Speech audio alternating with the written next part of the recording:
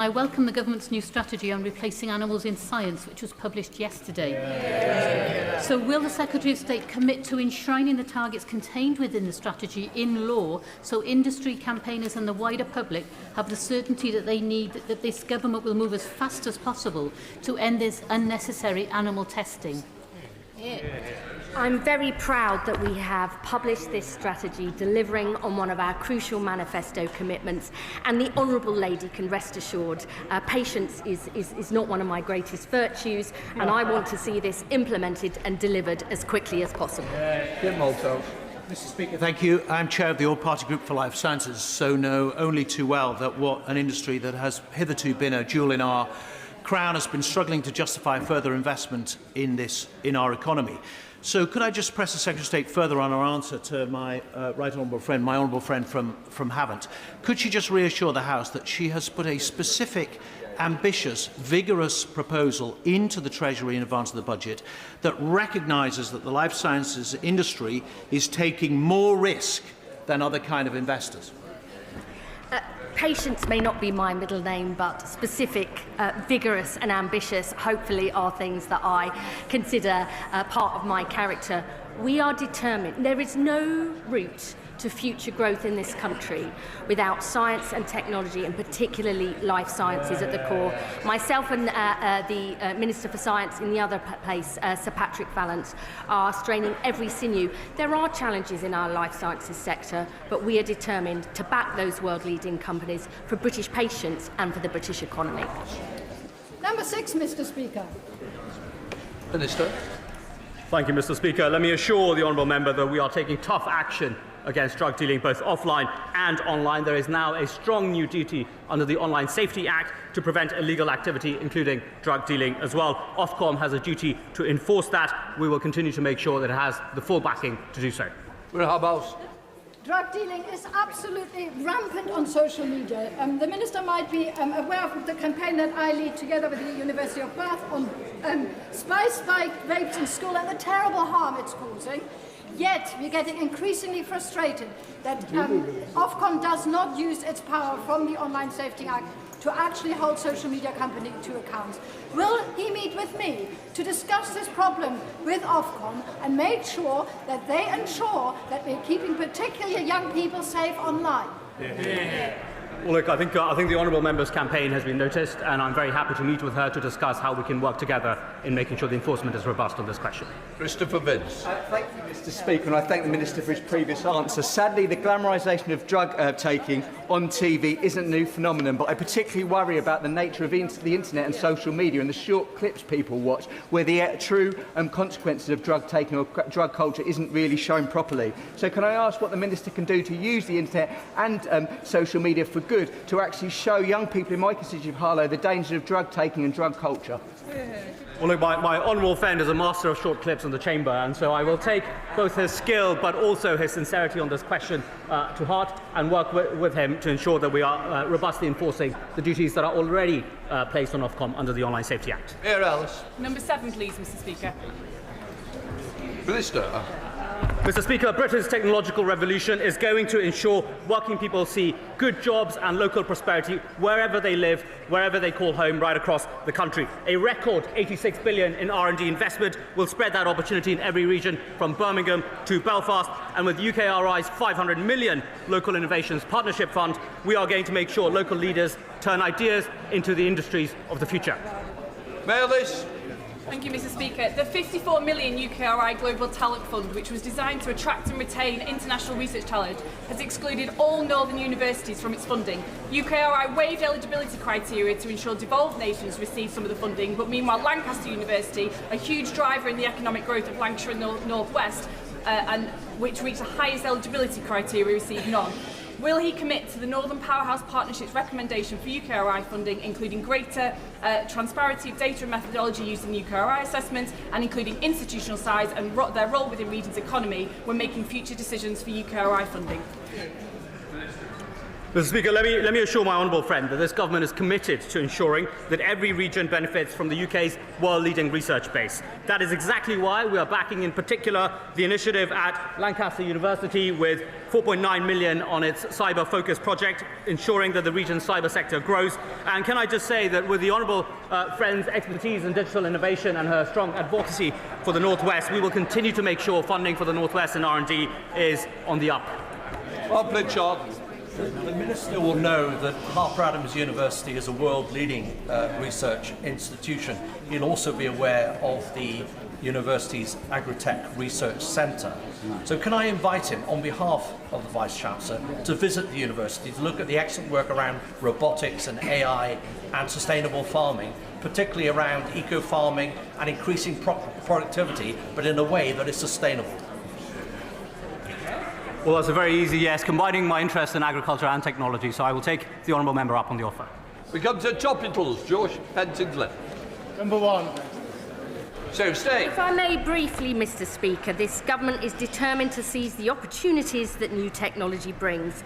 But in order to do that, we must protect our children online and protect our critical national infrastructure from technological threats too.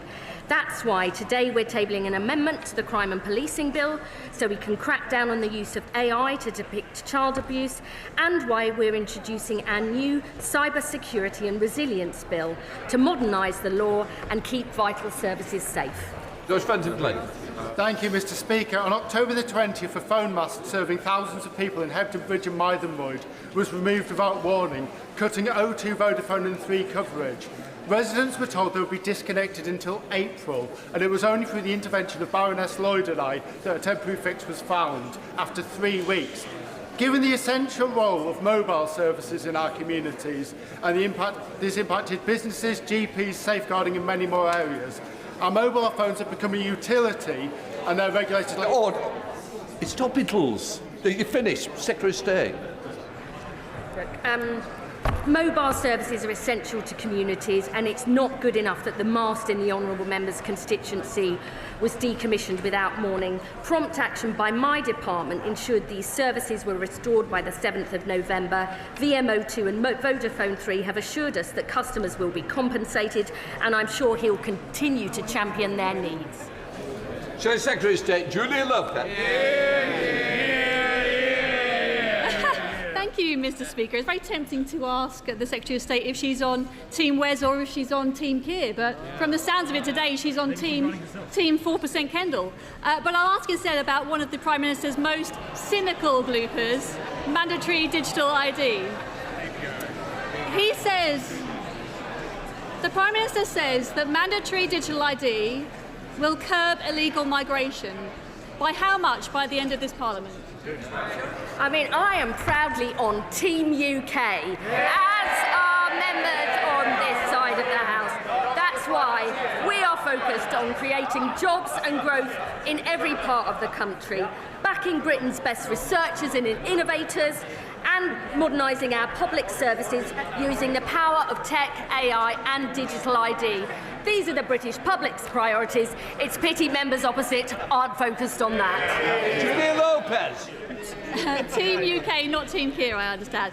This whole mandatory ID scheme hangs on its promise to curb illegal migration. And the Secretary of State can provide no numbers on that, not a percentage, not even a range. Labour's already made employing Brits harder and more expensive. And now somebody will not be able to get a job if they resist a mandatory digital identity that will not stop the boats.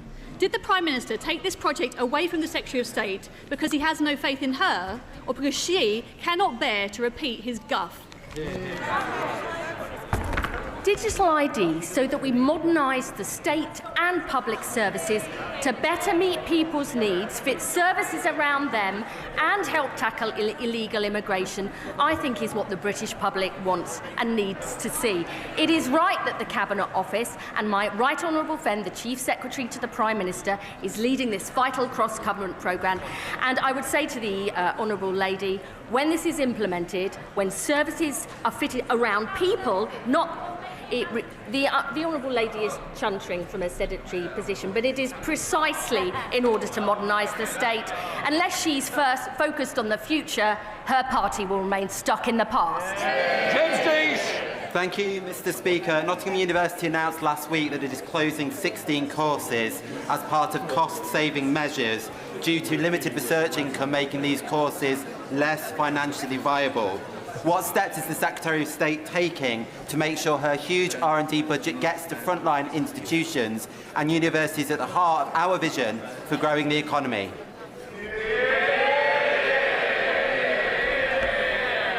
I'm very happy to look in more detail into what the Honourable Gentleman says. He knows our post-16 skills and education white paper sets out our vision and plan for universities, including record investment from my department into research and development and protecting the strategic priorities grant for STEM subjects. There's more we can do, and I'm happy to discuss it with him further. Lisa Smart. Speaker, Starting Point in Woodley is a social enterprise that works to tackle digital exclusion. They tell me that the lack of access to a device is a barrier for too many of my constituents.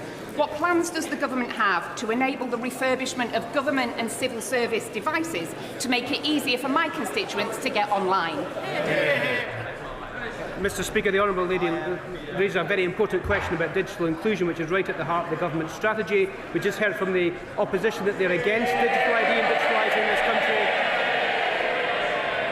I knew my answer would be popular, but I'm very happy to meet with the Honourable Lady to talk about that specific project in her constituency. Marcus Campbell-Sabers. Thank you, Mr. Speaker. Given the constant criticism of the Information and Commissioner's Office for weak FOI enforcement and sluggish decisions, why must Britain lag behind countries like Sweden and Norway, where citizens routinely access information in under a week? And how can MPs meaningfully hold the Commissioner to account? Mr. Speaker, the ICO is operationally independent of government and is accountable to this Parliament. The Information Commissioner can appear in front of the select committees to discuss the ICO's performance, and I would encourage the select committee to perhaps do that. Yeah. Right, that completes questions. I'd like to welcome the Canadian Speaker and the ministers with him today. Right, we now come to Brown's question. Lincoln John. Number one, Mr. Speaker. Prime Minister.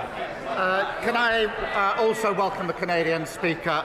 And can I also welcome Mervyn Kirsch to the gallery today?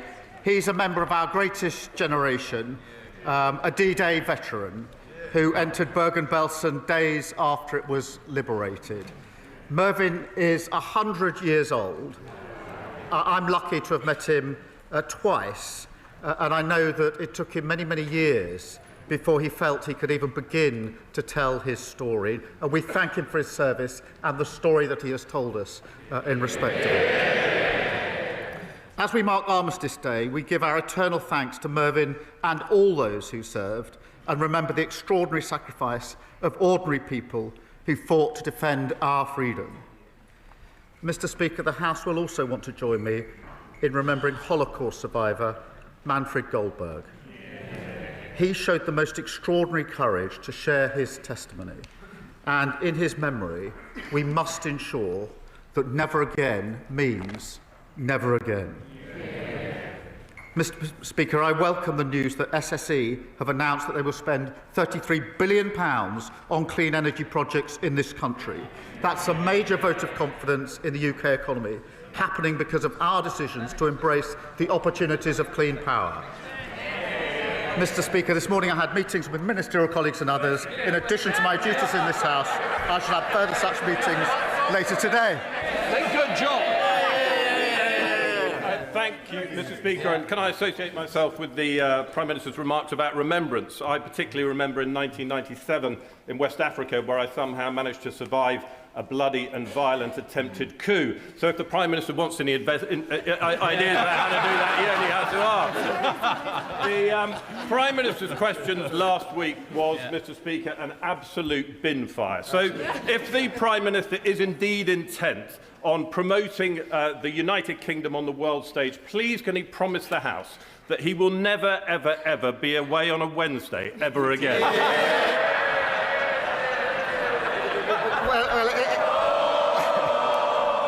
Well, it's always great to hear from the successor for Kwasi Kwarteng's constituency, Mr. Speaker. I'm very proud to represent our country on the world stage last week in COP, before that in NATO, and it's because of the reputation we've rebuilt over the last 15, 16 months that other countries now want to do trade deals with us and want to place their orders with us. Sally Jamieson. Thank you, Mr. Speaker, and can I also associate myself with the remarks from the Prime Minister? The Prime Minister will be aware of the campaign run by the trustees of the British Coal Staff Superannuation Scheme, which is campaigning to return the £2.3 billion investment reserve back to its members, 700 of which are in Doncaster Central. The Labour government delivered on its manifesto pledge for the MPS scheme last year, so will the Prime Minister also ensure that fairness and justice is delivered to the BCSS members at the upcoming budget, and will he meet with me and other Coalfield MPs to discuss further? Well, I know how committed she is to righting historic wrongs for our mining communities, and I can assure her so am I. She will know we've already transferred £1.5 billion that was wrongly kept from over 100,000 former mine workers. Ministers, as she knows, have met the BCSS trustees on several occasions.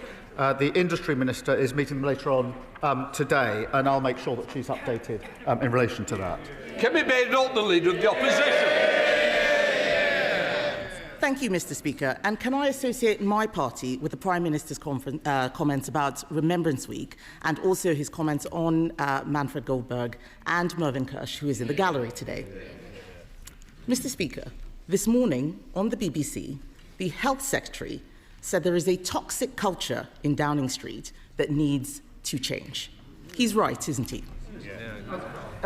Mr. Speaker, my focus each and every day is on rebuilding and renewing our country. But let me be absolutely clear, any attack on any member of my cabinet is completely unacceptable. On the Health Secretary, Mr. Speaker, in relation to Health Secretary, he promised before the election that in the first year of a Labour government we'd deliver 2 million extra appointments. We didn't deliver 2 million, or 3 or 4. We delivered 5 million extra appointments. And today the Health Secretary is in Manchester, where he's announcing that because of the action he's taken to abolish NHS England, he's putting more people on the front line. He's doing a great job, as is the whole of my cabinet. Mr. Speaker, what we heard the Health Secretary say this morning was that he wants to cut waiting lists, but we all know that there's only one waiting list that he really wants to cut. But the Prime Minister is not going to do anything about the toxic culture. This is his responsibility. Just last night, his allies accused not just the Health Secretary, but the Home Secretary and even the Energy Secretary of launching leadership bids. These attacks came from Number 10, nowhere else, his toxic Number 10. The person responsible for the culture in Number 10 is his Chief of Staff, Morgan McSweeney. Does the Prime Minister have full confidence in him?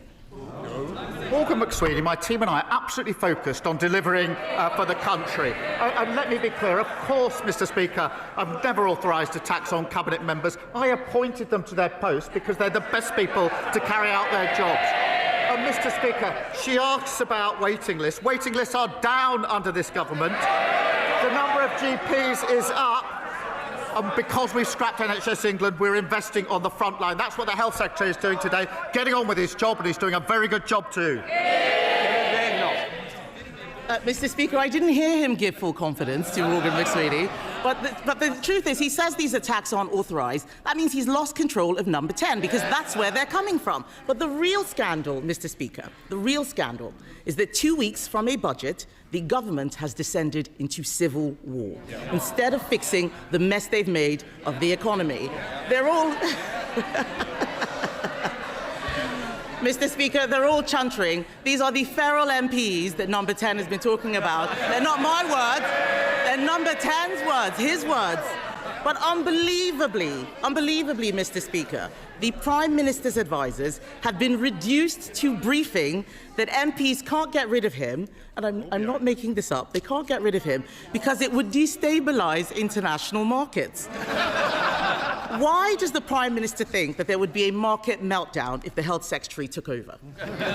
Mr. Speaker, this is a united team and we are delivering together. Look what we're delivering. The fastest growth of the G7. 5 interest rate cuts. Trade deals with the EU, the US and India, all of which they oppose. We've delivered. And I can update the House. If people want to audition for a pantomime, I suggest you go to the Old Vic. Pantomime. Mr. Speaker, I can update the House. The Bank of England has upgraded growth today. We've secured £230 billion of private investment. And just this morning, I thought she might welcome it, the SSE have announced £33 billion of investment in clean power. That's what this team are delivering for the country, fixing the mess that they left. Mr. Speaker, he's talking about growth and investment. While the Prime Minister desperately tries to cling on to his own job, perhaps he understands what it's like for all those people out there losing their jobs. How can he talk about growth? Yesterday, we learned that unemployment has risen to the same rate as it was in lockdown. 180,000 jobs lost, Mr. Speaker. Why does the Prime Minister think that unemployment has risen every single month since Labour took office? Mr. Speaker, let me give the House the details. 329,000 people more are in work since the start of this year. So 329,000 more are in work. Of course, I accept we need to do more in relation to unemployment. That's why we're transforming job centres, which they opposed. That's why we're working with 60 major businesses to tackle ill health in the workplace and invested £3.8 billion in tailored back-to-work support, which they opposed. I would also remind the Leader of the Opposition, Mr. Speaker, that the average unemployment in the 14 years of her government was 5.4%, higher than the rate today. Mr. Speaker, we left employment higher than it was after the last Labour government. Let me tell him now, what is causing it is his disastrous budget last year. That is what has caused the increase in unemployment. And so, to be clear, for all those Labour MPs shaking their heads, it's last year's tax rises that have killed jobs, and that's what's going to trigger this year's tax rises. This is the tax doom loop, and there is only one way out of it, and that is to cut spending. So why is the Prime Minister instead offering welfare giveaways to save his own skin? Well, Mr. Speaker, I'll tell the Leader of the Opposition why we increased national insurance. It's because of the mess that they left the country in. The NHS on its knees. Now we've got 5 million extra appointments, waiting lists down, and 2,500 more GPs as a result of our decisions. But it's nearly the one-year anniversary, but she still hasn't told us in relation to national insurance whether she agrees and admits that we should do it, or if not, if that's her position, how she would find the money that we raised in the budget. She's had a whole year to think about that question. Perhaps now she can give us an answer. Mr. Speaker, I wouldn't have made the stupid mistake in the first place of putting up the jobs tax and killing jobs. Since they came in, it's been disaster after disaster. The Deputy Prime Minister, the new Deputy Prime Minister, is clueless about how many illegal migrant sex offenders he's let loose. The Culture Secretary breaking the rules to give her donor a top job. Taxes set to rise even further. Unemployment at levels not seen since lockdown. And in the middle of it, a weak Prime Minister at war with his own cabinet. Mr. Speaker, it's not just him, it is all of them. There is no replacement, it is all of them. 2 weeks before the budget, isn't it the case that this Prime Minister has lost control of his government, he's lost the confidence of his party, and lost the trust of the British people? Mr. Speaker, the stupid mistakes were made over 14 long years. They broke the economy, and now they think that they can lecture us. And now they've got this unserious idea that they can find £47 billion of cuts without saying where they're going to come from. No wonder that's called flimsy. Meanwhile, we're rebuilding the country. Wages up, investment up, mortgages down. Order. Mr. Phil. You are meant to be a senior person on this front bench. You're meant to set an example. It's certainly a bad one today. Sir Joseph.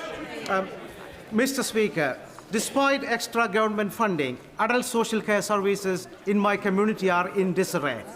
My constituents are also facing a new fire risk because we don't have a fully functioning fire authority. This has all been caused by the dysfunction at Kent County Council because so many reform councillors have been suspended for bad behaviour. So does the Prime Minister share my concern that reform chaos is a risk to public safety? Well, my sympathy is with the people of Kent whose lives are being disrupted by the staggering incompetence of reform. Mr. Speaker, Kent County Council was supposed to be the blueprint for what reform would deliver across the country. Now we can see what that means. Cutting local services, raising council tax, failing to protect the public. That's all reform have to offer. Grievance, division and total incompetence. Say David, leader of the Liberal Democrats.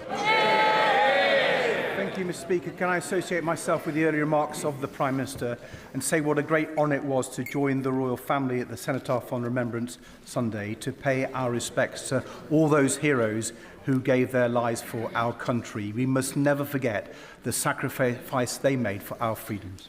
Mr. Speaker, a great British institution is under attack from a foreign government. President Trump is trying to destroy our BBC, not because he cares about the truth, but because he doesn't want to get away with his lies. Trump has undermined press freedom in America. Now he's trying to do the same here, disgracefully egged on by the leader of reform. So will the Prime Minister tell President Trump to drop his demand for a $1 billion settlement from the BBC? And will he guarantee that President Trump will not get a single penny from British licence fee payers? Yeah. Let me be clear. I believe in a strong and independent BBC. Some would rather the BBC didn't exist. Some of them are sitting up there. I'm not one of them. In an age of disinformation, the argument for impartial British news service is stronger than ever. And where mistakes are made, they do need to get their house in order, and the BBC must uphold the highest standards, be accountable and correct errors quickly. But I will always stand up for a strong, independent BBC. Davey. Mr. Speaker, the Prime Minister is right that the BBC's independence and impartiality are absolutely crucial. That's why we must stop President Trump from undermining them. But President Trump's not the only one, Mr. Speaker. The last government spent years undermining the BBC's independence and impartiality. They put two Conservative cronies on the BBC board. One has had to resign, the other's still there, but he's been repeatedly accused of interfering in editorial decisions and staff appointments. Robbie Gibbs should have no role in appointing the next Director General. And given the Royal Charter gives the government the power to remove him, will the Prime Minister sack him now? Well, Mr. Speaker, I certainly agree with the comment that the last government undermined the work of the BBC. They undermined pretty well everything they did in 14 years. Mr. Speaker, I'm not going to go into the individual runnings of the BBC. I am a strong supporter of the BBC in the terms I've already set out. Don't puffy. Thank you. Mr. Speaker, this is Care Leavers Month, when we remember the resilience and the brilliance of our young people who have grown up in care. And I was delighted to welcome a group of Southampton's care leavers to share their views with the Minister recently. But while this Labour government is taking real action to support care leavers, a Reform councillor has disgracefully described children in care as downright evil. Will the Prime Minister... He said it. Will the Prime Minister, and I hope the whole House, join me in condemning Reform's vile rhetoric, and will he reassure us that this Labour government will continue to support the protections and opportunities for all our care leavers? Well, Mr. Speaker, November marks the first ever Care Leavers Month, and that is a time to recognise that every child deserves support to achieve their potential. And through our landmark Children's Wellbeing Bill, we're requiring every local authority to help care leavers find secure accommodation. It saddens me that the parties opposite voted against it. The comments about children in care being evil are utterly appalling. And now the member for Clacton has heard them. I'm sure he'll want to condemn them right now. Nigel Farage. Thank you, Mr. Speaker. No, I've only got 30 seconds. The Prime Minister has stated very clearly that he wants to close the migrant hotels by the end of this Parliament. Well, the reform-led West Northamptonshire Council, brilliantly led council, will be issuing foreclosure notices on 3 migrant hotels within the next few days in response to grave public concern about the safety of women and girls on the streets of West Northamptonshire. Would the Prime Minister approve of us speeding up the closure of the migrant hotels? Mr. Speaker, we will grit the mess we inherited and close every hotel. At their peak, under the previous government, there were 400 hotels. Now there are only 200 remaining. But he says he doesn't have time to condemn the comments calling children in care evil. He's also not had the time, it appears, to condemn the racist comments of his own MP. Utterly spineless. Jeff Smith. Thank you, Mr. Speaker. Last week I visited the new diagnostic centre at Withington Community Hospital, and as well as the 85,000 new appointments it's going to create, I was really pleased to see the new solar panels and heat pumps being designed into the building. So in the week of COP, and can I thank the Prime Minister for his climate leadership and attending COP, in the week of COP, what more can we do to ensure that new public buildings have green energy designed into them? Well, Mr. Speaker, I was very proud to attend COP last week, and the UK is leading on tackling climate change, delivering energy security and getting bills down and generating hundreds of jobs across the country. We're investing over £250 million to put rooftop solar on schools, hospital and military sites across the country, and that will deliver £400 million of savings to renew our public services. Angus MacDonald. Prime Minister, successive governments imposed massive environmental tariffs on customers using UK-produced renewable electricity, but far less on imported carbon fuel mains gas.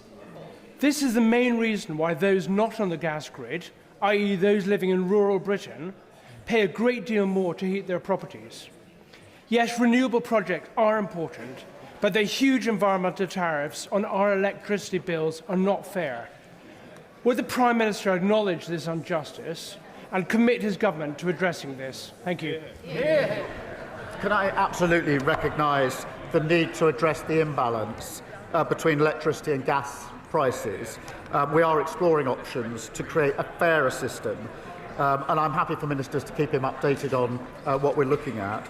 It's thanks to those levies and Labour's expansion of the warm homes discount that 6 million families will be getting £150 off their energy bills this winter. And I know that he will welcome the £33 billion in investment from SSE, helping connect clean energy to areas across Scotland where it's most needed.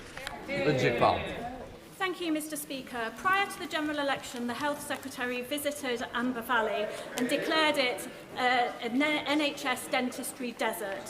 Since then, I've secured £240,000 of additional funding, encouraged my constituents to access the 16,300 emergency appointments in Derbyshire, and last week secured thousands of extra UDAs. But there is more to do. So can the Prime Minister update me on the progress of the contract negotiations with the BDA and the timescale that the department is working to? Well, Mr. Speaker, I'm appalled that we inherited such a situation where tooth decay is the most common reason where children between 5 and 9 are admitted to hospital. Every children's hospital under their watch, going in 5 to 9.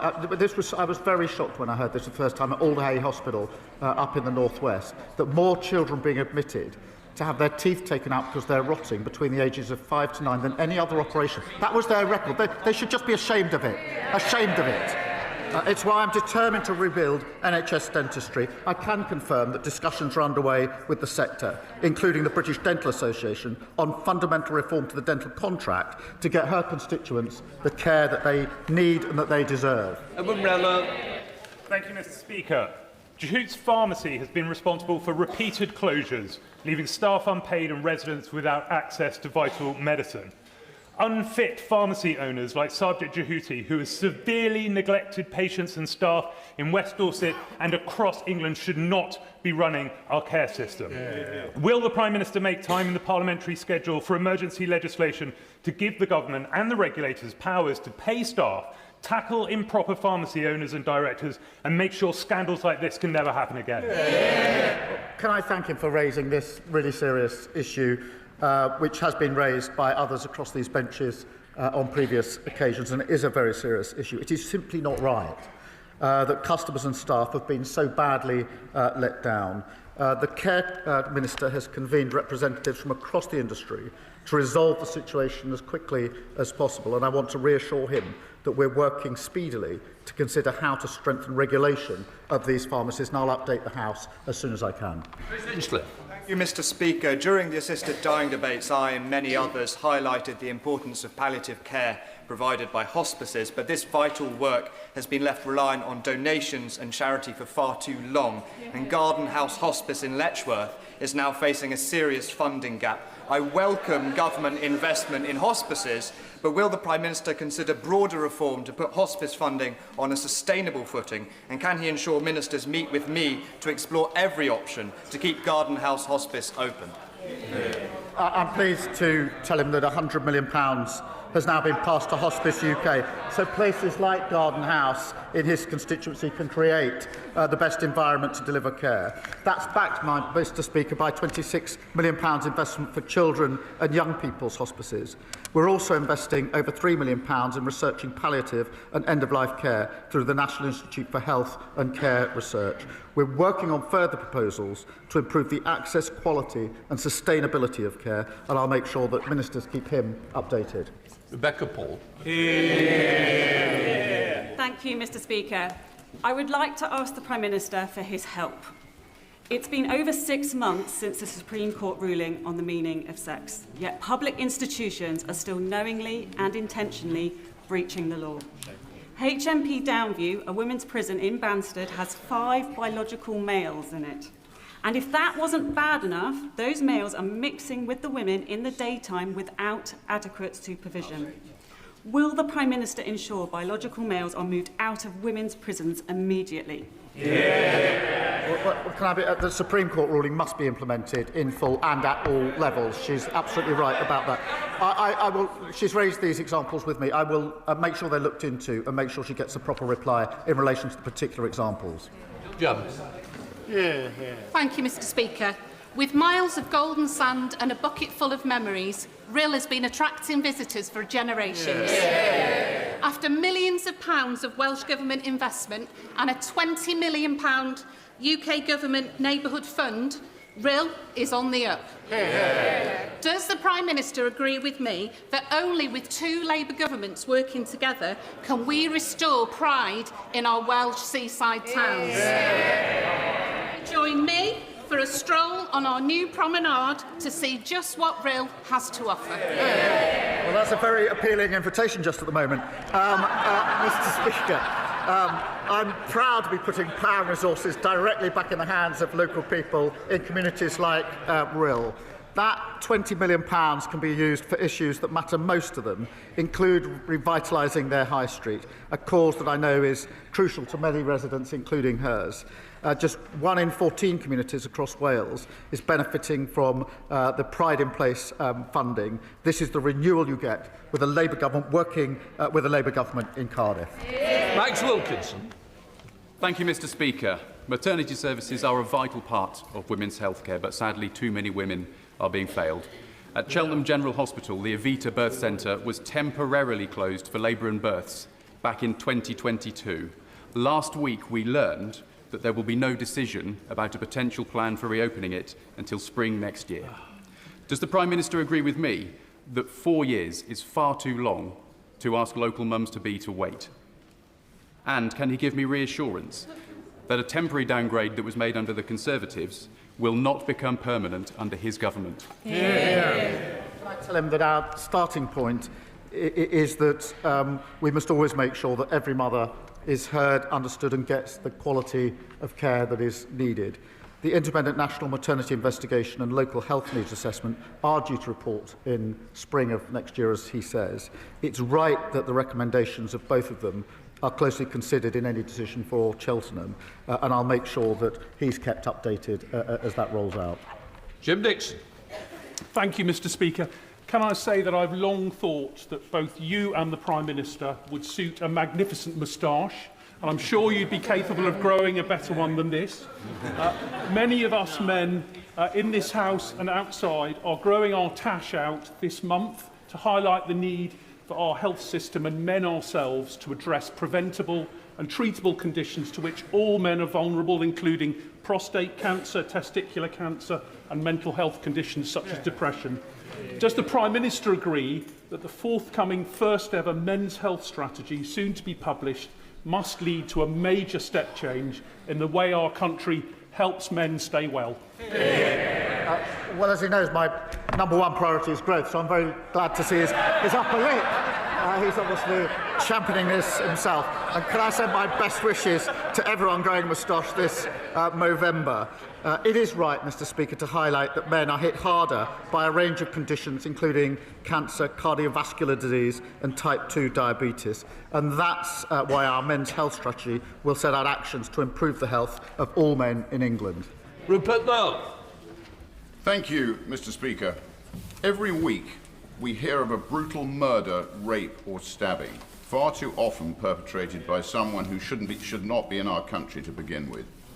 Does the Prime Minister agree that for cases where the guilt is so undeniable, the crime so monstrous, the evil so irredeemable, the reintroduction of the death penalty for both foreign and domestic criminals should be put to the British people in a legally binding referendum? Can I first say that any attack is to be condemned, and it is absolutely right, and we're determined that there is a criminal justice response in relation to attack, however it's carried out and whoever it's carried out by. But reintroducing the death penalty is not the answer to this. It didn't work when it was in place. It led to the death of those that, in fact, turned out were innocent. But what we must do is improve, as we are, the criminal justice response in this country. Kemi Badenoch. Thank you, Mr. Speaker. I want to pay tribute to a new veterans group in Stevenage called the Muster Point, founded by Stuart Mendelsohn and Steve Black. Last week, I joined them at a continuous 72-hour vigil at Stevenage War Memorial, where veterans shared stories of family and friends lost in war. But veterans deserve more than just our tributes. So will the Prime Minister commit to working with veterans in Stevenage and across the UK in delivering this government's new veteran strategy in full? One of the greatest honours in this role is meeting and thanking our armed forces for their service, which obviously we've been able to do during the course of this weekend and this week. Our ambition is to bring the Armed Forces Covenant fully into law in the next Armed Forces Bill, and we will do so. We're also renewing the contract with those who serve through our veterans strategy, including Homes for Heroes, a new network of support centres connecting charities and services with veterans. And Labour Patriots stand with all those who serve and have served our country. Stuart Anderson. Thank you, Mr. Speaker. And on that point, with the upcoming vote on the Northern Ireland Troubles Bill, 9 of the most respected and experienced generals of a generation have publicly attacked the government's approach on lawfare against our armed forces. They have said it will erode trust in the justice system and it is a threat to national security. As a veteran who served in Northern Ireland during the Troubles, does the Prime Minister think they're all wrong? And when is he actually going to start standing up for our veterans? Can I begin by thanking him for his service to our country? And when former service chiefs raise an issue, we will, of course, engage with them. Of course, I respect their service and their views, and will do so. We are having to get rid of unlawful legislation and putting in place a system with clear rights and protections for veterans, and we'll continue to try to get that balance right. Claire Anderson. Thank you very much, Mr. Speaker. 4 years ago, I brought in a private member's bill to ban the sale of wet wipes with plastic in. The last government dragged its feet. These wet wipes cause fatbergs in our sewers and millions of pounds on our water bills for all of our constituents and pollute rivers and seas. This government promised to bring in this ban and is doing so now. Will the Prime Minister join with me on celebrating a Labour promise delivered and share the message that we should always bin wet wipes and other wipes, not flush them? Well, can I commend her? She's been a long-standing campaigner on this important issue, and the public is right to be furious about how the last government allowed sewage to pour into our lakes, rivers and seas. Alongside tough new powers to combat pollution, this ban will put an end to plastic wet wipes that litter our beaches, clog up our sewers and harm wildlife. David Chadwick. Thank you, Mr. Speaker. Lloyds Bank have over 31,000 customers in my constituency, and yet many of those customers, particularly the elderly and the vulnerable, are struggling to get out their own cash. That's because Lloyds have closed their branches in Brecon, in Prestine, in Ustragan-Lyce, and before the end of this month, in Pontedower. That's despite making billions in profits and paying their CEO £5 million. Will the Prime Minister write to Lloyds Bank and ask them to keep that last branch in Pontedower open? Well, I'm grateful to him for raising that, and I'll look at the particular example that he's raised. As he will know, we're rolling out hubs, some of them already in place and more to come, and I'll happily update him on where they're likely to be. Final question, Richard Quidley. Thank you, Mr. Speaker. Following the work of our APPG for eating disorders, I was horrified to hear that 19-year-old Lily Cliff, who suffers from anorexia, has been placed on an end-of-life care pathway after Rotherham, Doncaster and South Humber NHS Foundation Trust obtained a Court of Protection ruling to withdraw her treatment. This decision directly contradicts NICE guidelines and the Minister for Care's own statement in September that eating disorders are not a terminal illness. Will the Prime Minister urgently review this case to ensure that Lily and her family receive the support they need and that Lily is given every possible chance to recover and live, and remind all ICBs, NHS and hospitals that suffering from an eating disorder is not a terminal illness? Well, first, my thoughts are with Lily and her family, and the details he raises are really deeply concerning. I know he's raised this with health ministers, and I'll make sure he gets a swift response. He is a powerful advocate for change, and I share his determination that everyone with an eating disorder gets the care and the support that they need. Let the front benches change over.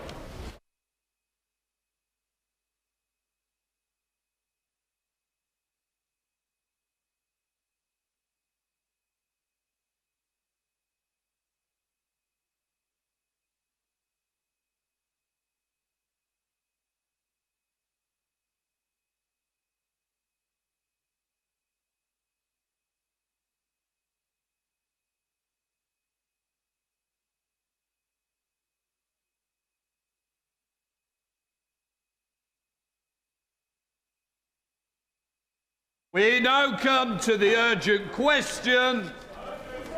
Louis French.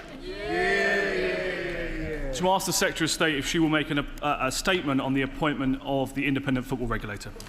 Secretary of State. Thank you, Mr. Speaker. In 2021, the former Prime Minister Boris Johnson set up the fan-led review of football and selected Dame Tracy Crouch to chair it. This led to a clear recommendation for an independent football regulator, which was strongly endorsed on all sides of this House.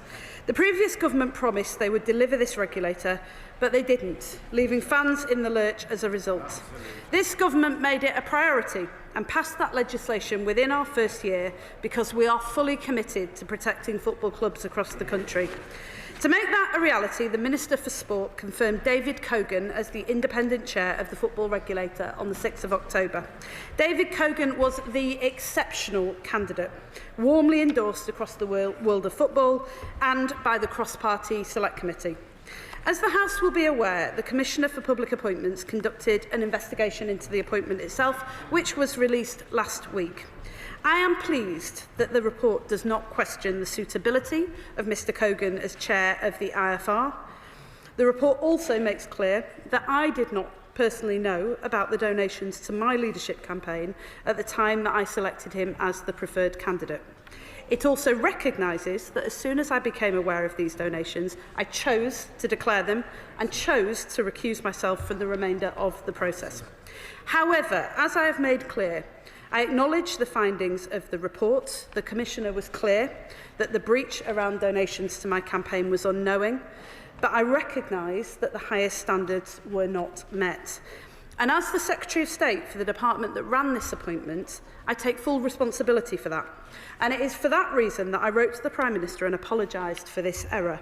I will, of course, ensure that lessons are learned from this process with my department.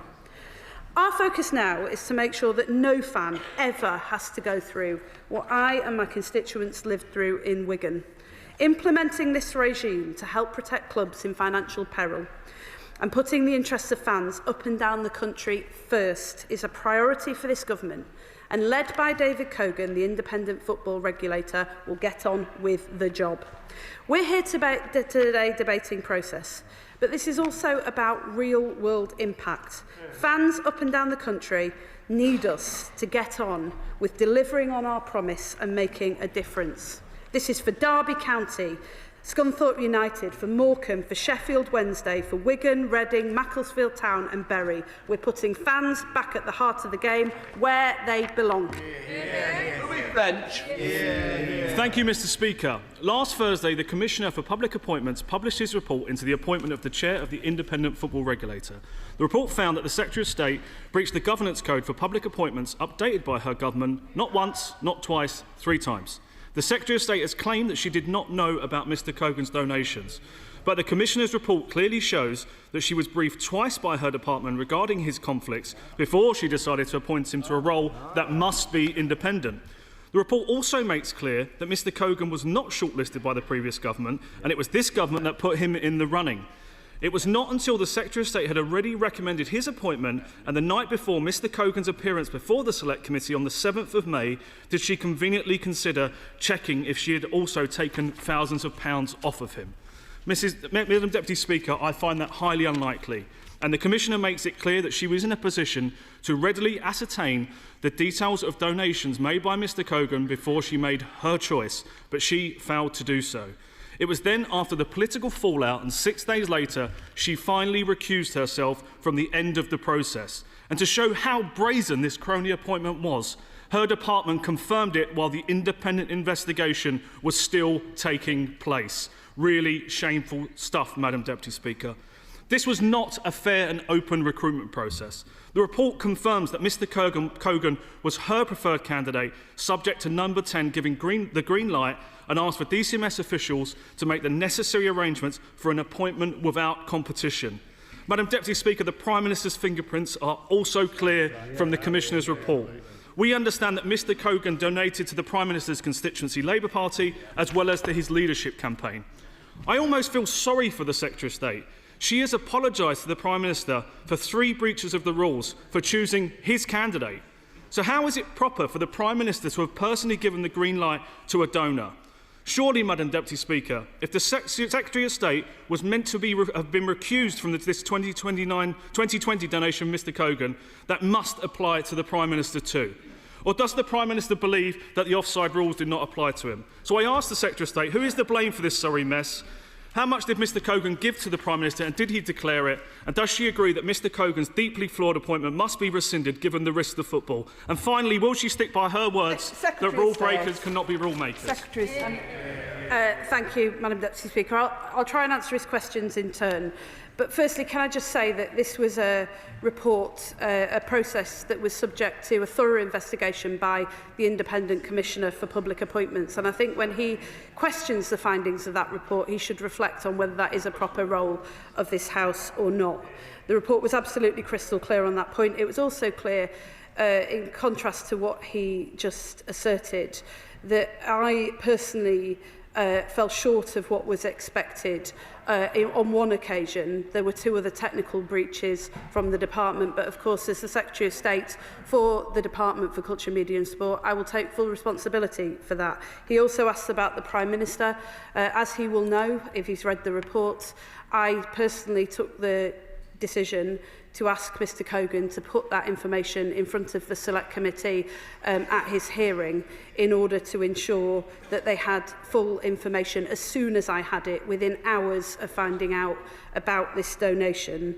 And he was open and transparent about the fact that he had donated to both my campaign and the Prime Minister's campaign. But I have to say to him, I am the Secretary of State for Culture, Media and Sport. It is my department that ran this process, and it is for me to take full responsibility for it.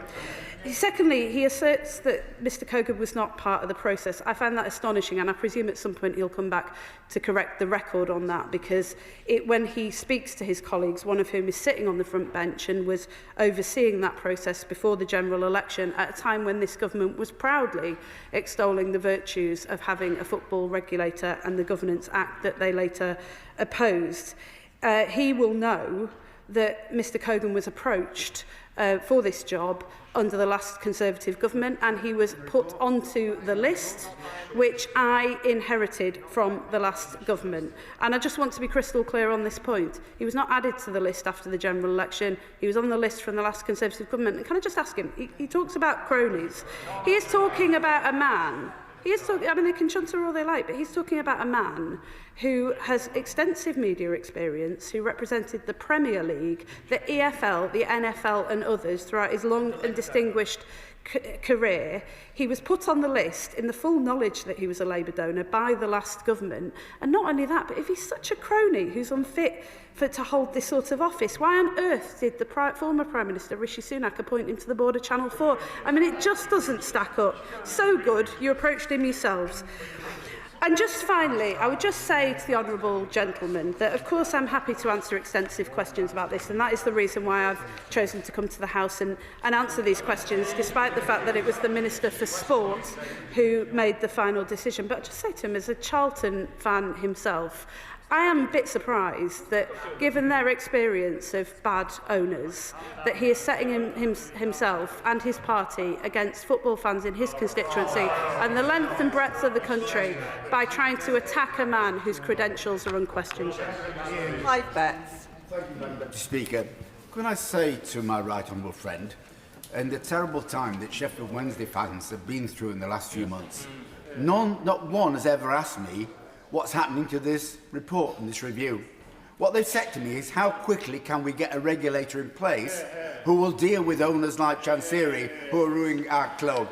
And would she agree with me that what we have now in the appointment of David Cogan, who is knowledgeable, tough, determined and independent of bad football owners, and going to act on behalf of football fans? And isn't the fundamental difference here between those of us on this side who support regulation, independent regulation, and those on that side who've given up on it and are going to simply kowtow to bad owners in football clubs? Can I thank him for that? Because, as always, he has taken this debate back to the people who most matter, and they are the fans that have been through hell over recent years as the last government committed to act and then dragged their feet and then refused to fulfil the promise to their fans. It was shameful to see them go through the division lobbies to vote against their own bill, but I do want to put on record my thanks to Dame Tracy Crouch for all the work that she did and continues to do to uphold that promise. And can I also thank him sincerely? He and I have had numerous conversations over the course of the saga that's developed at Sheffield Wednesday. I know how active he's been, and that is the approach that this government will always take. We will not stand by and let football fans pay the price when bad owners take over their clubs. We're putting them back at the heart of the game where they belong. Liberal Democrat spokesperson Anna Sabine. Deputy Speaker, the Lib Dems have welcomed the introduction of the new independent football regulator. Our football clubs are huge historic institutions that unite generations, bring local economies to life and inspire millions both at home and abroad. And so the Secretary of State carries a significant responsibility to earn the confidence of our world-leading football clubs and to guide them through the introduction of these vital regulatory reforms. But the news that she broke the governance code by failing to declare donations received from the newly appointed head of the regulator, David Cogan, in a timely manner has undermined trust at a crucial moment. This regulator is about securing the future of our national game, ensuring that clubs remain sustainable, rooted in their communities and capable of thriving for generations to come. She cannot shy away from the potential conflict of interest and breaches of the code which have emerged in recent days. This oversight requires genuine accountability from the government in order to restore confidence in the new regulator. Will she therefore commit to order an independent investigation into the appointment of David Cogan and, if necessary, rerun the selection process for the IFR chair? Madam Deputy Speaker, all the way through this process I have complied fully with the Independent Commissioner because I believe that that is important, and in contrast to the last government who broke not just the Public Appointments Code but the Ministerial Code, had multiple members of their side who did so. They've still got a member of the front bench who broke the Ministerial Code and now sits on their front bench as the shadow Foreign Secretary. Unlike them, we comply with these processes and we accept the consequences. But can I just say to the Honourable Lady, there's been an independent investigation. It's been going on for 6 months. I don't know how she's missed it. That's what we're discussing today. And can I say too that she just said to me that we need to earn the trust of the footballing world. Now, over the course of the Football Governance Act, as honourable members opposite will well know when they were supporting this piece of legislation, there were numerous people who were concerned about the appointment of anybody to take on this role. One of them was Karen Brady, a very distinguished member of the House of Lords with extensive experience in football. Recently, she said David Cogan has dealt with the EFL for the women's game and international bodies. That matters because football isn't just about the elite, it's a pyramid, and if the top crumbles, the base cracks with it. And more importantly, he's worked in governance roles that demand accountability. If you want any further evidence of the confidence that this appointment that David Cogan is commanding across the footballing world, it's that the staunchest critics of the government's approach to implementing a football regulator in the first place have come out strongly in support of the man who is already cracking on with putting football fans back at the heart of the game. Clive Efford. Thank you, Madam Deputy Speaker. My friend agreed with me that when Tracy Crouch was appointed to lead the review of football governance, there was no opposition from this side. There was no opposition from the fans that a Conservative was going to lead that review. There was cooperation right across this House. When it was expedient for them, the Conservatives supported the fan-led review. And now, when the bill has been put before Parliament, when things got to push to shove, they just opposed it. They're using it as a political football. But the football fans, does she agree with me that the football fans don't give a damn about this Westminster bubble argument? What they want is a regulator that's going to be on their side. Yeah. Can I thank my honourable friend for the years of work that he's put into making sure that we got to this point. And particularly, can I personally thank him because when my club, Wigan Athletic, was in trouble not once but twice, he and other members of the Select Committee couldn't have been more supportive to us in making sure that we got the right outcome and saved our club, and I do want to thank him. Can I say too that I would actually like to thank the honourable member opposite, because even though he has latterly decided that this is a terrible appointment and that this Football Governance Act is a terrible thing, a couple of years ago he said to the honourable member who was at the time the Sports Minister, following years of misery and uncertainty for fans at local clubs such as Charlton Athletic, I welcome the news of an independent football regulator. Will the Minister assure my constituents that the regulator will have sufficient powers to deal with regulatory breaches and strengthen those ownership tests? Well, I'm not sure if the Minister at the time could give an answer, but I'm happy to say that we certainly will. Chair of the Select Committee, Dame Caroline Diney. Thank you very much, Madam Deputy Speaker. Look, I want the independent regulator to succeed, not least because of clubs like mine, Portsmouth Football Club, whose fans had to step in and buy the club after 2 administrations. But we need transparency and trust in public appointments. Now, the Secretary of State has repeatedly said that the DCMS Select Committee found Mr Cogan appointable, and that is correct. We did so under the remit that we were asked to work with. However, we did so taking the unprecedented step of including a recommendation of the need for concrete steps to reassure the football community of his neutrality. Because it was Mr Cogan, not the department and not the Minister, who told the Select Committee at the very meeting to decide whether he was appointable or not about the donations. So can I just say, or can I just ask the Secretary of State, the Commissioner's report points to a wider issue with the department's public appointments process. And of the last 10 public appointments that involve parliamentary scrutiny, all but one of them has had problems with the candidate or the process at some point with DCMS. These are undermining the organisations and the people who are picked to lead them. So can I ask the Secretary of State, does she accept the department must do better at public appointments? And can I ask her what concrete steps they're taking to achieve this? Well, look, can I thank her for that? And I do very much agree with her that it's absolutely essential that the public can have confidence in the public appointments that we make, not least because of the very many debacles that we saw under the last government. And that was why I personally requested that Mr Cogan made that information available to the Select Committee within hours of being notified of it myself, so that the Select Committee had that information. She's also absolutely right to say that the committee made a recommendation to Mr Cogan that he must take steps to ensure that he was independent of government. I heard that, although that wasn't a recommendation aimed at me as the Secretary of State, I heard that loud and clear, and it was one of the reasons why I was very quick to recuse myself from that process and take no further decisions in it. She's absolutely right to say, and she's raised with myself and the Permanent Secretary the occasions on which the department has fallen short. We do take that very seriously. We've committed to coming back to her with a full list of concrete actions that we're taking. I would say, and this is not to make excuses because it is my responsibility to make sure that we get this right, but DCMS is responsible for the vast majority of public appointments. I think we make nearly 50% of all public appointments across government.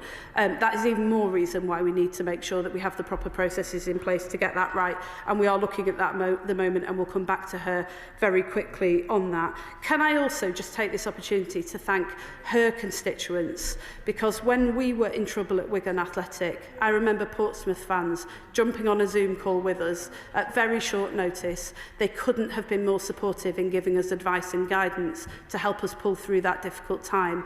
I remember that time as if it was yesterday. The amount of pain that we were going through and anxiety, the footballing world was there for us, and my commitment to her constituents and all of our constituents across the House is that this government will also be there for them too.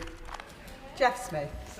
Madam Deputy Speaker, we now have an excellent, highly qualified individual appointed as the football regulator. We have an excellent Secretary of State who made a mistake for which she has apologised, and even the Commissioner said the breach of the code was not a knowing breach. What football fans want is not this debate in Parliament today. What football fans want is her to get on with the job, to protect clubs, to protect supporters. Can I encourage her to ignore the opposition playing politics with our national game and just get on with the job?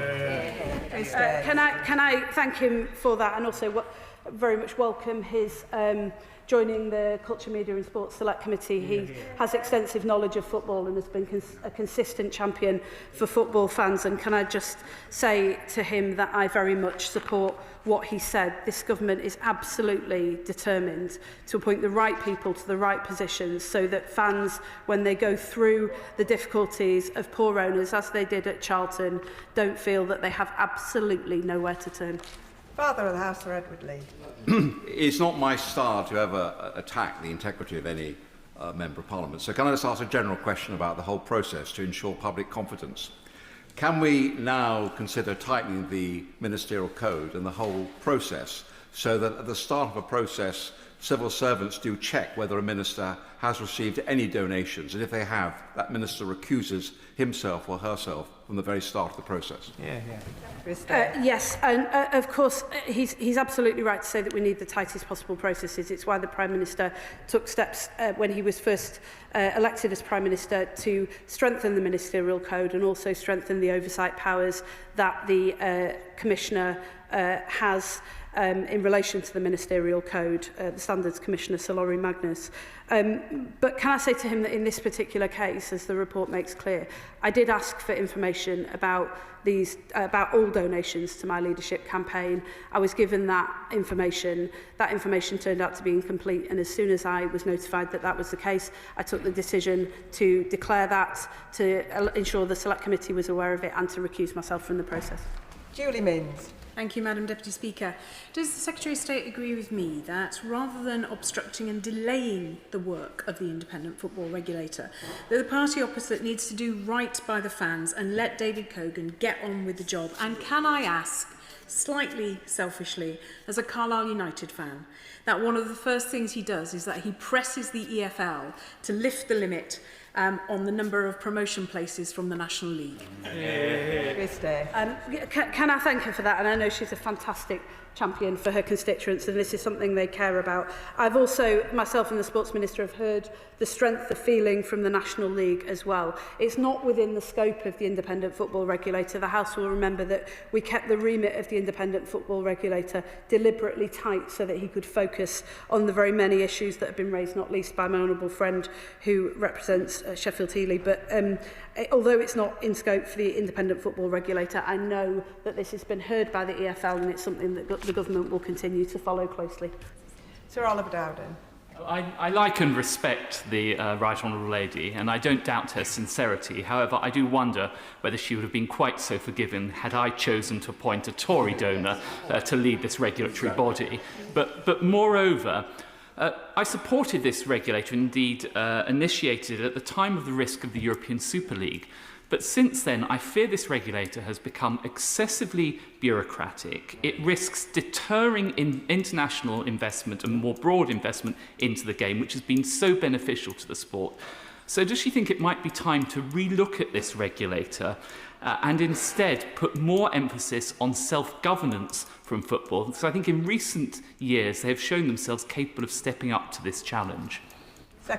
Well, can I thank him for that, and can I say thank him for the tone that he takes? But I have to say to him that if he doesn't think that David Cogan was fit to be considered because he was a Labour donor, then his party shouldn't have put him on the list, knowing full well that he was a Labour donor, or indeed appointed him to the board of Channel 4. I mean, I appreciate it's inconvenient for the opposite side, but that is, I'm afraid, just the facts of the matter. He says, is it time to reconsider the independent football regulator? Football fans have been made a promise in 2021 that the last government would act on the very many problems that we'd seen in football clubs across the country. 2021, they had to wait until a Labour government in order to make good on that promise. And in October of this year, the Minister for Sport was able to confirm that Mr Cogan was appointed and that we would start that work immediately. He's had a few weeks to get on with the job, and he's already achieved more in that time than the last Conservative government achieved in 14 years. Ian Lavery. Thank you, Madam Deputy Speaker. You know, the Football Governance Bill it's an excellent bill. It really was driven forward through this place by the Tory government. And at the very last minute, at third reading, they decided to oppose the bill. I mean, absolutely horrendous behaviour. And it's worth wondering why indeed that was the case. However, can I ask my right honourable friend, on the issue of the appointment of the individual, Mr Cogan, it's been said in many places that Mr Cogan was on a list. He had been approached by the Conservative government to take up the position which he was offered by the Labour government in office. What evidence have the Labour government got to prove that that actually was the case? Well, I can confirm that he was on the list that was held by the department, and there are obviously records of that. I was also presented with that list when I took up this post in the summer of 2024. And it wasn't just that Mr Cogan was on that list, having been approached under a Conservative government in order to be considered for the job. The approach was made from the government to Mr Cogan. It was also that he was appointed to the board of Channel 4 by the last Conservative government. So they're obviously well aware of his credentials for the job. And I do just want to take this opportunity, since he mentioned it, to thank Dame Tracy Crouch for the work that she has done. It just, you know, I was reflecting recently how far the opposition has fallen from the days when they had members of Parliament like Dame Tracy Crouch who could command the respect of the whole House. Liz Jarvis. Thank you, Madam Deputy Speaker. During the Select Committee pre-appointment hearing with David Cogan, I raised the issue of whether or not his appointment would be construed with political bias. Does the Secretary of State accept that appointing a known Labour donor to lead an independent regulator has created exactly the perception of political bias I warned about during the Select Committee pre-appointment hearing? As I've made clear, he was approached under the last government and he's eminently qualified for the job. As soon as I knew about the donations, of course, I chose to declare them and recuse myself and played no further part in the process. But I have a responsibility to football fans, the length and breadth of this country, to appoint the right person to this job. And there is no question that David Cogan was the outstanding candidate, as he's already proving, having wasted no time in getting on with the job. Conor Rand. Thank you, Madam Deputy Speaker. And the Shadow Minister spoke of risks to football in his remarks. I think we need to be really clear that the only risk to brilliant grassroots local community football clubs like Altrincham FC is the party opposite's constant attempts to oppose and obstruct an independent football regulator. But does the Secretary of State agree with me that having taken on board the findings of the investigation and taken responsibility, it is unedifying to watch the opposition front bench use this as another opportunity to try and obstruct an independent football regulator and stand against the best interests of the game? Can I thank him for that, and thank you for being such a fantastic champion for his constituencies. It was a pleasure to meet some of them when I came to the Honourable Gentleman's constituency not that long ago. And can I just agree with him that the party opposite appears to have no respect for football fans, no respect for independent processes, and no respect even for their own manifesto that was crystal clear that they supported this act. Sir Gavin Williamson. Thank you, Madam Deputy Speaker. Can the Secretary of State confirm whether the Prime Minister or anyone acting on his authority declared his conflict of interest before they asked for Mr Cogan's withdrawn application be reinstated? And if it was declared, who was it declared by and when was it declared by? I think I've answered that question. I've been absolutely crystal clear. It is my department that appoints the candidate for the independent football regulator. I was responsible for this process. I take full responsibility for it, and just to be absolutely crystal clear, because honourable members don't seem to be listening and seem to be asking the same thing, I recused myself from the process. So it's the Minister for Sport who ultimately made the appointment decision, but I am the responsible Secretary of State for the process as a whole. Amanda Martin. Thank you, Madam Deputy Speaker, and may I draw the House's attention to my register of interest. Madam Deputy Speaker, whilst this government is focused on finally delivering for fans and security the future of our national game, the record of the party opposite tells a very different story.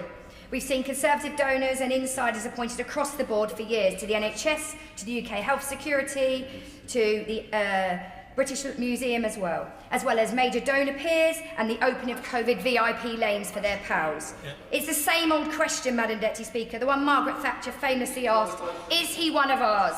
Football fans don't care who's one of theirs, they care about saving their clubs and having a regulator who is going to do that. So does the Secretary of State agree with me that David Cogan, as chair of the Independent Football Regulator, chose on experience and merit, not party loyalty, is finally putting fans first and protecting our beautiful game? Can I thank her for that, and thank her for all the work that she's done to support football fans for very many years, even before being elected to this place. One of the things that I completely accept that there are appointments that will be made under any government that involve people who've made political donations. By definition, those people will want to be involved in public life. And I have never criticised the other side for making appointments on that basis. Where I have criticised the other side is where there is a dispute, a strong dispute, about whether those candidates have any qualifications for the job. There is no dispute in the case of David Cogan, and where I have particularly criticised the other side is where they're not prepared to comply with and respect independent processes. That is the difference between us and them. The Independent Public Appointments Commissioner decided to open an inquiry into what had happened during this process, complied fully with that process throughout, and I've accepted the consequences. Shaukat Adam. Thank you, Madam Deputy Speaker. I, like all other like-minded football fans, welcome the appointment of an independent regulator. It was much needed. Indeed, I'm not even questioning the merit of the individual that has been appointed. But the issue is this: the Minister, by her own admission, forgot that she was given money by the new independent regulator before they were appointed, alongside the £33,410 given to the Labour Party over the past 5 years. And given what the Minister has just said, she has previously called the Tories out for double standards, said Boris Johnson trashed the UK's global reputation, and called for the Tories to come clean for so many years. Should she not now take her own reputation rather than joining the sleazy ranks? Well, it's difficult to know where to start with the number of inaccuracies in that statement, but let me have a go. First of all, I didn't forget to declare the donations. If he'd read the report, which he obviously hasn't, the Independent Commissioner was convinced that I did not know about these donations, and that as soon as I did know about these donations, I chose to declare them, and I recused myself from that process, so perhaps he might want to reflect on that. Secondly, the quote that he mentions about Boris Johnson, I think, was in relation to the abolition of the Department for International Development, so perhaps he might want to go and check that as well. And can I just say to him as well, I've heard quite a few comments from him recently on social media and elsewhere about the accuracy of things that are said at this dispatch box. I absolutely stand by that, and I think next time he comes to this House, he might want to do a bit of homework first. James Wilde. Thank you, Deputy Speaker. I have to say I am quite surprised at the lack of contrition from the Secretary of State, given what is a very damning report. In November 2024, Mr Cogan withdrew from the application process because he said there was a lot of noise about Labour donors. But then in March, in a move that the Commissioner said was highly unusual, his candidacy was reinstated, he was rapidly sifted, interviewed and appointed. Are the public really expected to believe this was an open and fair process when the decision-makers took donations from the candidate? I think, again, you should have more respect for the independence of these processes. The Independent Commissioner on Public Appointments investigated this thoroughly and found that the breach of the code was unknowing, but nevertheless I've taken full responsibility for it. And I have to say it takes some brass neck from a party who sit on benches with a shadow Foreign Secretary who, when she was in government, broke the ministerial code, was told to resign, refused to do so, and now sits as one of their most senior ministers. Jim Shannon. Thank you, Madam Deputy Speaker. First of all, can I welcome the Secretary of State's comments. The Secretary of State is an honourable lady, and I know that, and I hope that everybody in this chamber knows that as well. I very much welcome the independent football regulator, but my constituents have asked me to ask a question, so I asked that question on behalf of them. That's my job to do so. Yesterday it was the BBC, today it's the football regulator appointment. The general public are sceptical of appointments which to them may breach public appointments code. The Secretary of State, confidence from the general public is truly at an all-time low. So how can the Secretary of State ensure that any jobs are fit for purpose, that neither political affiliation or support will never be a material consideration for any appointments? Thank you so much. Can I thank him for that? And I think that is the reason why the Prime Minister has made clear, and the Cabinet strongly believes, that although mistakes will always be made, when those mistakes are made, we have to comply fully, openly with independent processes. We have to respect those processes, and we have to accept the consequences. He will note that in the report that was written and published by the Independent Public Appointments Commissioner, there wasn't a single recommendation made to me as part of that. There were recommendations for the department, but there wasn't a recommendation in relation to me. Nevertheless, I've chosen to apologise to the Prime Minister, because I believe that's the right thing to do, to take responsibility for the things that we are responsible for. He mentions the BBC yesterday. I imagine that he's alluding to an issue that was raised by many members of this House about the political appointments that were made to the board, and the appointment of one board member in particular that has been highlighted by many members of being of concern. He will know that they were appointments that were made under the last Conservative government. The last Conservative government also chose to extend the term of the board member in question just a few weeks before calling a general election, so he is now in post for several years. But there is an opportunity to look at this through the upcoming Charter Review, and I can assure him that we will. Kieran Mullen. Thank you. Could I thank the Secretary of State for explaining? I'm sure people have been glad to hear the involvement of a sponsoring department, a sponsoring minister in a public appointment. So in answer to my question, she need not revisit her role. We all understand that. She's explained it clearly.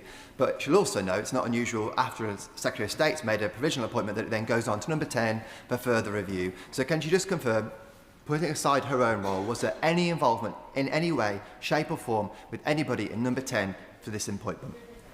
I'm happy to clarify, this was not a Prime Ministerial appointment. This was an appointment made by the Culture, Media and Sport Department. But as he knows, because I discovered this donation and the information that had been given at the start of the process was incomplete, as soon as I did, I chose to declare that. I recused myself from the process. And the final decision was made not by the Prime Minister, but by the Minister for Sport. And the final question, Iqbal Mahmood. Thank you very much, Madam Deputy Speaker. I, with many others, supported fully the Football Governance Act and the Independence Regulator, and I do accept the Secretary of State's comments that she sincerely wasn't aware of the donation. But just to reiterate, but does the Secretary of State understand the public's concern that an independent appointment may, or their perception, was chosen because of their donations to the party in government? And what steps will she and the government take to review the process and make any improvements so that it is trustworthy for the public and completely unimpeachable? And I do understand a comment about donors wanting to participate in public life, but I think the government should consider putting a really clear marker between donors and what kinds of roles they may or may not be able to perform in support of the government. Can I welcome that and say to him that although overseeing the whole process and the way that public appointments are made is a responsibility for the Prime Minister, I do welcome the comments that he's made and the suggestions that he's made and the need to uphold the highest standards. In relation to this particular appointment, we didn't meet the highest standards. It was a complicated process. It required a specialist skill set and it took place under 2 different governments. That is not to make excuses. That is just to explain that this particular process was highly unusual, but we've learnt some lessons from that and we are implementing the Commissioner's recommendations in full. And can I say to him that in terms of the public having confidence, in the end, the test of whether the public can have confidence in this appointment is whether Mr Cogan and the independent football regulator is able to deliver on the promise of dealing with bad owners and putting fans back at the heart of the game. And I am confident that we've made the right appointment, as evidenced by the fact that he has wasted no time at all since he was appointed on the 6th of October in getting on with the job. And that concludes the urgent question. Point of order, Louis French. Thank you, Madam Deputy Speaker. Madam Deputy Speaker, I seek your guidance. During the discussion of this urgent question today, the Secretary of State is providing a number of answers that seem to contradict parts of the report here, particularly around the role of the Prime Minister. But in particular, she made reference to a conversation between herself and the new independent chairman of the football regulator before his appearance at the Select Committee. Now, I've read the report very carefully and I cannot find any such reference within the Commissioner's report that references this conversation. I therefore seek guidance from you, Madam Deputy Speaker, why this is not in the report and how honourable members can find out that answer. Thank you. Does the Secretary of State wish to respond? Yeah, I'm very happy to clarify that point for him. This was a request that I made to officials in my department that was relayed to Mr Cogan. It was, of course, his choice whether or not he chose to take that advice, but he did. I have to be clear with him that from the moment that I discovered that there had been donations made to my campaign, I didn't have any discussions with Mr Cogan about this or any other matter. When I recused myself from the process, I took that seriously, and so it was for the Minister of Sport to make the final decision, which she did, but at that point I didn't have direct conversations with Mr Cogan until the Independent Commissioner had been unable to do his work. I hope that clarifies the matter. Point of order, Jacob Collier. Thank you, Madam Deputy Speaker. The Leader of the Opposition recently visited my constituency for her tool theft campaign, but I don't think she's been informed that my honourable friend for Portsmouth North has already secured these changes through the sentencing bill. The Right Honourable Lady did not notify me of this visit, and given she is a long-standing member of this House, I'm seeking your advice, Madam Deputy Speaker, on how she can be reminded of the courtesies afforded to members. I thank the honourable member for notice of his point of order. Has he given notice to the Leader of the Opposition that he was going to raise this matter? He has put his point on the record.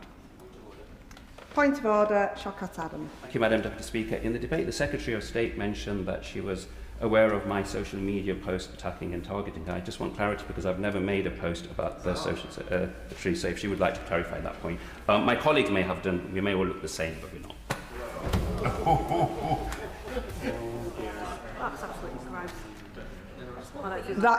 That is not a point of order or a matter for the chair. We now move on to the presentation of bills. I'll give a few moments for the front benches to swap over. Thank you, Madam Deputy Speaker. Pleasure, Badenoch.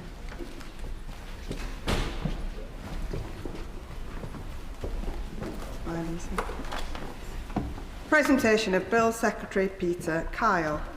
Industry and Exports Financial Assistance Bill. Second reading what day? Tomorrow. Tomorrow. Presentation of Bill Secretary Liz Kendall. Cyber Security and Resilience Network and Information Systems Bill. Second reading what day? Tomorrow. Tomorrow. We now come to the 10-minute rule motion. Jenny Riddle-Carpenter. Thank you, Madam Deputy Speaker. I beg to move that leave be given to bring in a bill to make provision about road safety measures near schools and for connected purposes. Madam Deputy Speaker, every parent knows that heart-stopping moment watching their child cross the road and just praying drivers are paying attention. For too many families that I speak to in my constituency of Suffolk Coastal, that silent prayer takes place daily as they drop off their children at school and they pick them up at the end of the day. Road traffic accidents are, tragically, the leading cause of death for children in the UK. And the Royal Society for Protection of Accidents estimates that every single month, 1,200 children are injured in traffic accidents that happen within 500 metres of the school gates. These two statistics hit me hard when I first read them, and I can imagine they hit members across this House just as hard. It was the parents who first told me about their worries over their children's safety when dropping them off and collecting them again after school. And then so did the schools, and then finally, so did the children themselves. When I look at the data, I can see it was telling me the same story. 14% of child fatalities occur during the morning school run between 7 and 9 o'clock, and 23% happen after school between 3 and 5 o'clock. Madam Deputy Speaker, in February of this year, 10-year-old Roman Osborne was hit by a van when leaving his primary school at Pickup in Trimley, St Martin. The driver wasn't speeding or driving recklessly. In fact, witnesses told me that he was travelling at about 20 miles an hour. Luckily, Roman recovered, but the impact was so severe that he spent 3 days in hospital with a broken hip and many more months recovering. His parents told me that if it hadn't been for him landing on his rucksack, which shielded him from a far more serious injury and potentially head trauma, the outcome would have been tragic. Roman's story reminds us that improving road safety around our schools isn't simply about reducing speeds to 20 miles an hour, though I dread to imagine how much worse it could be if that driver had been going 30, 40 or faster. In truth, road safety is about making the environment around schools far safer and by any means necessary. That means proper crossings, clear road markings, enforcing parking restrictions, visible signage, and yes, the presence of school patrols, school crossing patrols, and much loved lollipop men and women. But Madam Deputy Speaker, what frustrates me most is that much of these options are available to councils today, but only if they choose to implement them. After this accident, Suffolk County Council told me that the road had been assessed because of Roman's accident, but it did not meet the criteria for additional safety measures. Madam Deputy Speaker, you don't need me to tell you that's not good enough. When a child is injured outside their own school, how can any system say it does not meet the criteria to make that road safer? It should not be at the discretion of any council to turn a blind eye. Bucklesham Primary School, in my constituency, and watching in the gallery today, also know this challenge all too well. The school sits on a junction of a 60-mile-an-hour and a 30-mile-an-hour road. It's an isolated rural school with no footsteps or homes around it, and parents have no choice but to drive to school each and every day, while navigating awful conditions in the process. Parents and staff have been pleading for improvements for 2 decades. They have gathered petitions, met councillors, written letters, and still, after 20 years, no permanent safety measures have been put in place. I presented a petition to this place in September with over 300 signatures because of the road safety issues outside Bucklesham Primary School. These stories, and the many others I've heard since being elected, are exactly why I've been campaigning relentlessly to improve road safety around our schools. I've taken that campaign to number 10 Downing Street, and today I bring it forward formally to Parliament through this 10-minute rule bill. Now, the purpose of this bill is simple: to make it a requirement, not an option, for local authorities to take proactive steps to improve safety around schools where there is evidence of potential risk. This bill would place a duty on councils to work directly with schools and communities to assess road conditions, listen to local concerns, and identify practical solutions. Those measures, of course, will differ from place to place because a rural lane in Suffolk looks very different to an urban street in Manchester. But the principle must remain the same. Every child, no matter where they live in this country, deserves to travel safely to school. As my bill sets out, a package of local solutions might include more double yellow lines and enforced parking restrictions, improved signage and road markings, dedicated school crossings, more lollipop men and women, and reduced speed zones during drop hours. In short, Madam Deputy Speaker, schools should not have to campaign for safer roads, nor should their pleas fall on deaf ears. They should be able to expect it. Our children should be able to travel to and from school each day without fearing the roads outside their schools. Madam Deputy Speaker, Suffolk has one of the poorest road safety records of any rural county in England. Over the past 20 years across Suffolk, there have been 597 fatalities and 7,000 people seriously injured. 7,500 lives lost or changed forever. In Suffolk coastal alone, more than 1,000 people have either been killed or seriously injured in our roads. And tragically, 17 of these were children. These are our children on our roads, and this is our responsibility. Madam Deputy Speaker, the evidence shows that we can prevent many of these tragedies. The Parliamentary Office for Science and Technology has found strong evidence that 20-mile-an-hour speed limit and reduced casualties and fatalities. After Wales introduced a default 20-mile-an-hour national speed limit on restricted roads, casualties fell by 24% between April and June last year, compared with the same period the year prior. Now, parents know this instinctively. Surveys show that 36% of parents feel roads are too busy for their children to walk to school, and 43% say traffic is too fast, even when a 20-mile-an-hour zone exists. According to Break, the road safety charity that I've worked with on my campaign and on this bill, 78% of parents want a 20-mile-an-hour limit near homes and schools, and 85% want government to do more to make local roads safer. Yet the framework guiding local road safety decisions mean that too many councils are able to ignore local concerns, even when tragedy strikes. My bill would end that absurdity and end the crisis at our school gates. It would also make transparency a duty. Councils will be required to publish annual statements outlining what safety reviews have been conducted, what measures have been implemented, and how they are working with schools in our community to improve standards. The government is due to publish a new road safety strategy early next year, the first in a decade. I welcome that, and many of the families and schools I speak to welcome that too. But the strategy must put road safety around our schools at the very top of the list. This bill would make that possible by setting out clear expectations for local authorities and giving schools the voice in shaping the solutions they need. The answer is painfully simple. We know what makes our roads safer. The measures are well understood and so often inexpensive. What we lack is urgency and accountability. We should not accept that parents in schools that have been campaigning for 20 years to make drop-off and pick-up safer, yet still have their school hugging a 60-mile-an-hour road. We should not accept that a child is hit by a van and the road is assessed and yet still fails to meet self-determined thresholds for intervention. And we should never forget that the leading cause of death among children in this country is in our gift to reduce, simply by improving road standards, road safety around our schools. Madam Deputy Speaker, this is not about politics.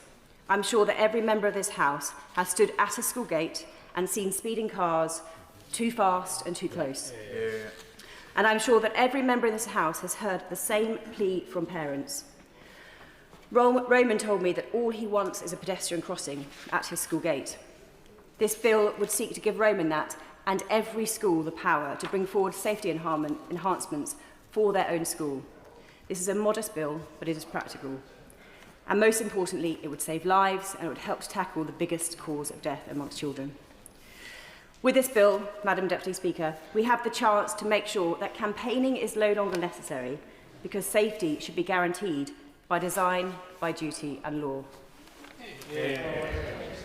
The question is that the honourable member have leave to bring in the bill. As many as are of that opinion say aye. Aye. Of the contrary, no. I think the ayes have it. The ayes have it. Who will prepare and bring in the bill? Sarah Coombs, Terry Jermy, Ben Goldsborough, Sarah Dyke, Maya Ellis, Amanda Hack, Richard Quigley, Samantha Niblett, Alison Hume, Steve Witherden, Josie Golding and myself.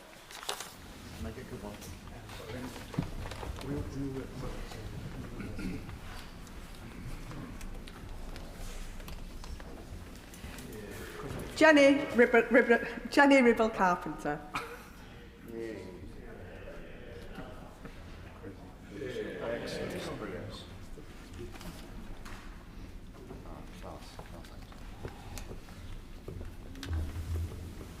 Road Safety Schools Bill.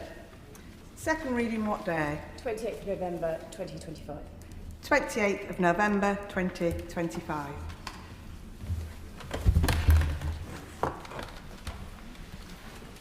I'll now give the front benches a few moments to rearrange.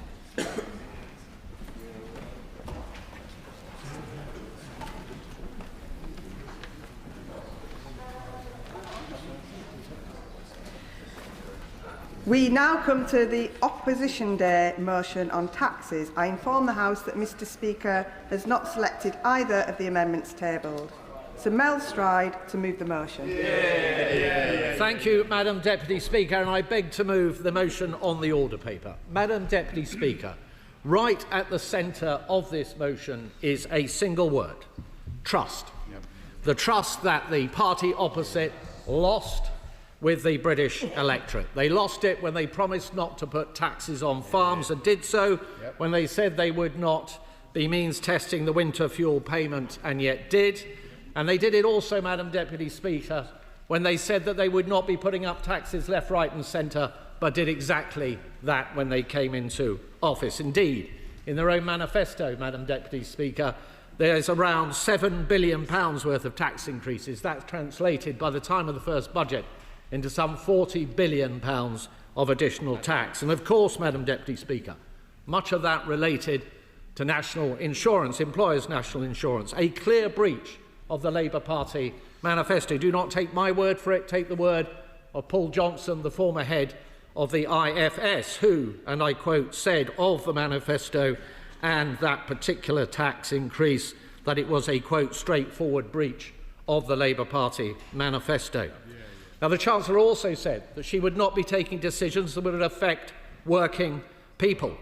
And yet we know, with the figures released just yesterday, that unemployment it is now at a 5-year high.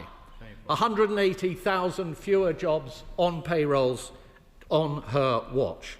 And indeed, some sectors particularly badly impacted. Hospitality, some 90,000 jobs destroyed, particularly affecting the youngest people in our country, those desperate to get on that first rung of the career ladder, deprived of that opportunity by the ministers opposite. And of course, after that calamitous budget, Madam Deputy Speaker, there were further pledges and further promises from the Chancellor. She said to the Treasury Select Committee, and I quote, "We are not coming back for more tax increases." She said on Sky News that she would, quote, "wipe the slate clean." And on the 25th of November at the CBI's annual conference, she said this: I'm not coming back with more borrowing or taxes. There has been little of that language of late.